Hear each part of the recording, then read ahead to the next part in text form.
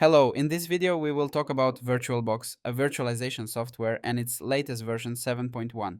Virtualization software allows you to run a second operating system simultaneously on your computer, providing a flexible environment for testing or using different platforms without the need for separate hardware. This allows multiple operating systems to operate independently on a single physical machine. Virtual machines are created through virtualization, using a hypervisor to allocate resources like CPU, memory, and storage from the host machine to the virtual machines. For example, when a guest operating system is running, the hypervisor allocates a specific amount of RAM, storage, and CPU cores to this operating system, making these resources unavailable to the host operating system. The four most used virtualization software are VMware Workstation Player, Oracle VM VirtualBox, Microsoft Hyper-V, QEMU. In this tutorial, we will talk about the latest version of Oracle VirtualBox version 7.1, a free and open source software that allows you to install virtual machines on your computer. Here are explanations of the basic terms related to virtualization: host operating system, hypervisor, guest operating system. The host operating system is the primary operating system running directly on your computer's hardware. It manages the hardware resources and provides the platform for running virtualization software and other applications. A hypervisor is software that enables the creation and management of virtual machines. It allocates resources like CPU, memory, and storage from the host system to the virtual machines, allowing multiple operating systems to run simultaneously on a single physical machine. The guest operating system is the operating system that runs inside a virtual machine. It operates as if it were on a separate physical computer, with the hypervisor managing the resources it needs to function. The guest operating system can be different from the host operating system, allowing users to run multiple operating systems on the same hardware. Advantages of using virtual machines. Using multiple operating systems, you can install a Linux system as a guest operating system, while your host operating system is Windows. This allows you to use software specific to Linux on your Windows machine. Security and test environment. Virtual machines offer an isolated environment, enhancing security. If a virus or malware infects the virtual machine, your host computer remains safe. Portability. Virtual machines are essentially portable files. You can copy a virtual machine to a USB drive or external hard disk and run it on different computers. Save and restore. You can take snapshots of your virtual machines, allowing you to revert to a previous state if you encounter issues or make a mistake. Resource management. You can allocate specific amounts of CPU, RAM, and storage to your virtual machines, ensuring they don't overconsume your host computer's resources. Cost reduction.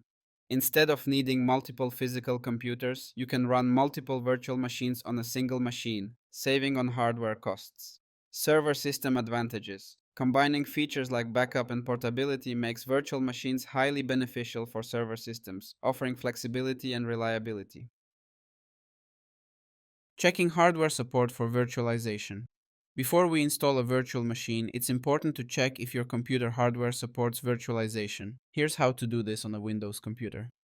Open the Task Manager. You can do this by right-clicking on the Start menu or by pressing Ctrl-Shift-Escape. Go to the Performance tab, click on CPU. Look for the Virtualization section. If virtualization is enabled, you're good to go. If it's not enabled, you'll need to turn it on in your BIOS.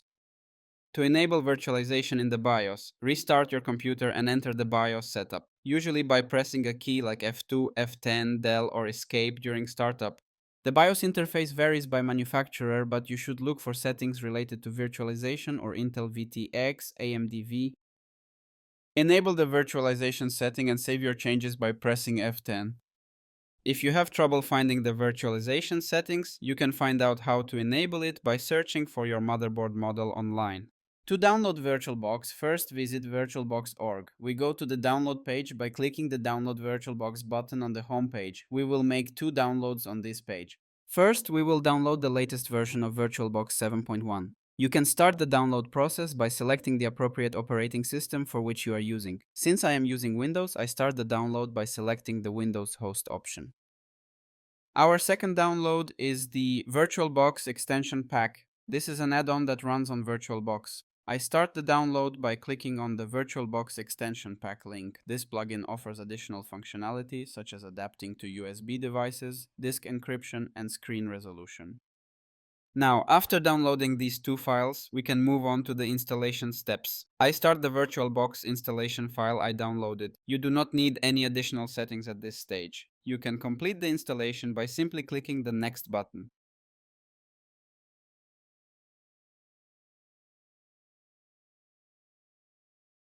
If Microsoft Visual C++ 2019 package is not installed on your computer, the installation process will ask you to install this package first, because VirtualBox works using the components provided by Visual Studio. You can download and install this package by visiting Microsoft's site. After the installation of the package is completed, you can install it by restarting VirtualBox's installation file. After the installation is complete, I start VirtualBox. Many options are available in VirtualBox's interface, such as preferences, importing and exporting the virtual machine, and creating a new virtual machine. To use most of these features, a virtual machine must be installed. After completing the VirtualBox installation, I start the VirtualBox extension pack installation that I downloaded. This will open a window directly within VirtualBox. You can continue the installation by clicking the Install button and accepting the agreement. Once the installation is complete, you will not display any warnings. You can view the completion of the installation by visiting the extensions page.